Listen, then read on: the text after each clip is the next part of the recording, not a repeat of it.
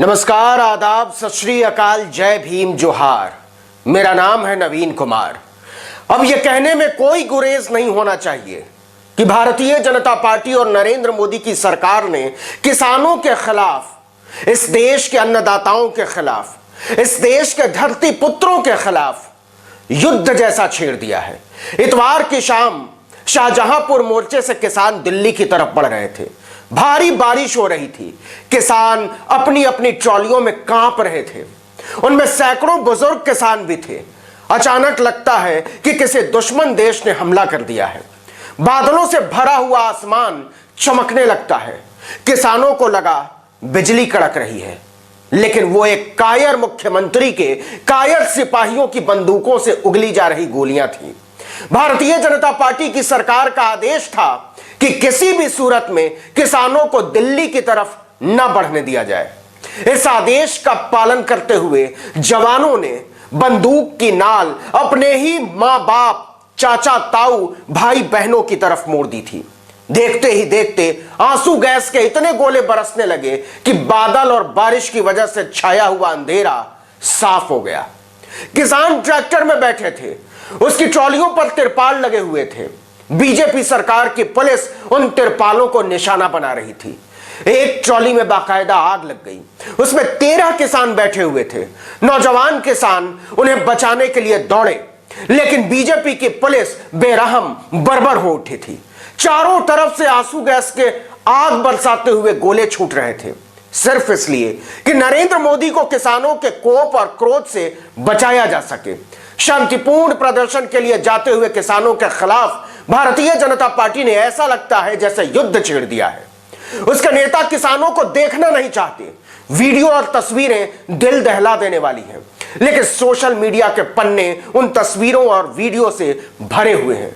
किसानों पर गोले दागने के ऑर्डर देने वाला रेवाड़ी जिले का जनरल डायर एसएसपी अभिषेक जोरवाल पूरी बेशर्मी से कहता है कि हमने उन्हें मसानी के ओवरब्रिज के नीचे रोक दिया है, जैसे वो देश के खिलाफ हो। वो ये नहीं बताता कि किस बर्बरता से रोका और भारी बरसात और कड़ाके की ठंड में किसानों पर क्या कयामत टूटी है। और यह सारा खेल लोकतंत्र के नाम पर खेला गया है। शायद बीजेपी के लोग लोकतंत्र को समझते नहीं। वो किसानों की आवाज को लाठी, गोली और बंदूक के दम पर दबाना चाहते हैं, लेकिन ऐसा होता हुआ नजर नहीं आ रहा है। बर्बर खट्टर की पुलिस किसानों पर लाख गोले दाग ले, लेकिन सच यही है कि खट्टर और चौटाला के सरकारी हेलीकॉप्टर हेलीपैड पर किसान नहीं उतरने दे रहे हैं। पंजाब बीजेपी के अध्यक्ष हैं अश्विनी शर्मा। उनकी हालत यह हो गई है कि पुलिस की तमाम हिफाजत के बावजूद, दर्जनों बैरिकेड लगाने के बावजूद, ताला लगाकर बंद कमरों में मुंह छिपाकर बैठकें करनी पड़ रही हैं कि कहीं किसान ना आ जाए। 2 घटनाएं बताता हूं आपको। पहली घटना है पंजाब के संगरूर की। पंजाब बीजेपी वाले भाई साहब एक बैठक के लिए गाड़ी का शीशा चढ़ाकर पहुंचे थे। पार्टी की एक बैठक थी, लेकिन उनकी हिम्मत नहीं हुई कि किसी हॉल या खुली जगह में किसानों की तरफ बैठक कर लें। हार कर उन्हें पार्टी के जिला अध्यक्ष रणदीप देओल के घर में बंद कमरे में बैठक करनी पड़ी। लेकिन आपको हैरानी होगी कि पुलिस ने इसके लिए भी पटियाला संगरूर बाईपास के पास डबल बैरिकेडिंग की थी। लेकिन कीर्ति किसान यूनियन और भारतीय किसान यूनियन के सदस्य वहां भी ट्रैक्टर लेकर पहुंच गए। बैरिकेड तोड़ने की कोशिश की। पुलिस ने लाठीचार्ज कर दिया। कई किसान जख्मी हो गए, घायल हो गए। उन्हें जिला अस्पताल में भर्ती कराया गया है। कीर्ति किसान यूनियन के नौजवान शाखा के संयोजक जसदीप सिंह कहते हैं कि हम पूरे इलाके में कहीं भी बीजेपी की कोई भी सभा नहीं होने देंगे। उनके नेता कहते हैं कि हम दिल्ली की सीमा पर कड़कड़ाती हुई सर्दी में पिकनिक मना रहे हैं, तो उन्हें भी हमारा जोर देखना होगा। किसानों ने यह बीजेपी को कहा है। आपको याद होगा कि बीजेपी के एक सांसद ने एक सभा में कहा था कि किसान खुले मैदान में मुफ्त की रोटियां तोड़ रहा है, मौज कर रहा है। भारतीय जनता पार्टी के निर्लज्ज प्रवक्ताओं को वो तस्वीर देखनी चाहिए जिसमें सिंघू बॉर्डर पर एक बुजुर्ग किसान भरी बरसात में दर्द से कराहते हुए मदद के लिए आगे बढ़ते हैं, लेकिन दर्द इतना ज्यादा बढ़ जाता है कि वो प्लास्टिक के बैरिकेड का सहारा लेना चाहते हैं, लेकिन वहीं गिर पड़ते हैं। नौजवान किसान उनकी मदद के लिए दौड़ते हैं, लेकिन उनकी मौत हो चुकी होती है। मनुष्यता और नैतिकता की सारी परिभाषाओं को बीजेपी के नेताओं ने आग लगा डाली है और वो टीवी के स्टूडियो में बैठकर किसानों के खिलाफ जहर उगल रहे हैं। ये शर्मिंदगी से भरा हुआ एहसास है।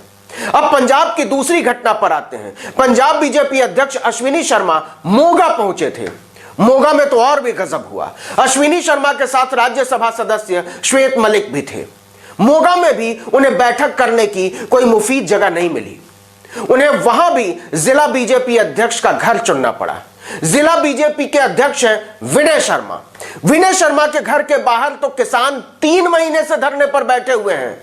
अश्विनी शर्मा और श्वेत मलिक जब वहां जा रहे थे तो किसानों ने काले झंडे दिखाए और मोदी मुर्दाबाद के नारे लगाए।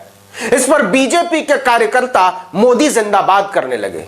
लेकिन जब पुलिस वालों को लगा कि किसानों का धैर्य जवाब दे जाएगा, बीजेपी वाले उन्हें उकसा रहे हैं, तो उन्होंने दोनों को अलग किया। लेकिन मजे की बात देखिए कि इतने के बाद भी बीजेपी को होश नहीं आ रहा है। अश्विनी शर्मा ने प्रेस कॉन्फ्रेंस करके कहा कि पंजाब पुलिस किसानों के नाम पर असामाजिक तत्वों को बढ़ावा दे रही है। लेकिन उन्हें मानना पड़ा कि पूरे पंजाब में हमारी सभाएं नहीं होने दी जा रही हैं, बैठकें नहीं होने दी जा रही हैं। पंजाब बीजेपी के एक बड़े नेता हैं तीक्ष्ण सूद, पुरानी सरकार में कैबिनेट मंत्री थे। उन्होंने भी कहा कि किसान दिल्ली बॉर्डर पर पिकनिक मना रहे हैं। 1 जनवरी को कुछ किसान ट्रैक्टर ट्रॉली में गाय का गोबर भर के होशियारपुर के उनके बंगले के बाहर पहुंचे और गेट पर गोबर का पहाड़ खड़ा कर दिया। किसानों ने वहां भी काले झंडे दिखाए, नरेंद्र मोदी के खिलाफ नारे लगाए और कहा कि हमने किसानों के लिए आपकी सोच का विरोध करने के लिए ऐसा किया है। यह आपको समझना चाहिए। अब कैप्टन अमरिंदर सिंह की पुलिस ने गोबर पलटने के आरोप में 10 लोगों के खिलाफ हत्या की कोशिश समेत अन्य धाराओं में मामला दर्ज किया है। बताइए, गाय के गोबर के लिए तो बीजेपी वालों को शुक्रिया अदा करना चाहिए, वो मुकदमे दर्ज करा रहे हैं। कमाल है। रामदेव तो रुपया लेकर गोबर और गोमूत्र बेच रहे हैं, किसान मुफ्त में पहुंचा रहे हैं। लेकिन यह बात सच है कि किसान न गोली बारूद से डरने को तैयार है, न झुकने को राजी है और न मुकदमों से। इस वीडियो में इतना ही। लेकिन अगर आपने अब तक आर्टिकल 19 इंडिया को सब्सक्राइब नहीं किया तो फौरन कर दीजिए, बेल आइकॉन दबाइए, घंटी जैसी आकृति लाइक कीजिए और कमेंट करके बताइए हमारा वीडियो आपको कैसा लगा। और हां, हमारे फेसबुक पेज आर्टिकल 19 इंडिया को लाइक और फॉलो करना मत भूलिए। आर्टिकल 19 इंडिया इसलिए कि इस तरह के मिलते जुलते नाम से कई फेसबुक पेज और मेरे अपने नाम से, नवीन कुमार के नाम से फेसबुक पेज बन चुके हैं। उनसे हमारा कोई लेना देना नहीं है। नमस्कार।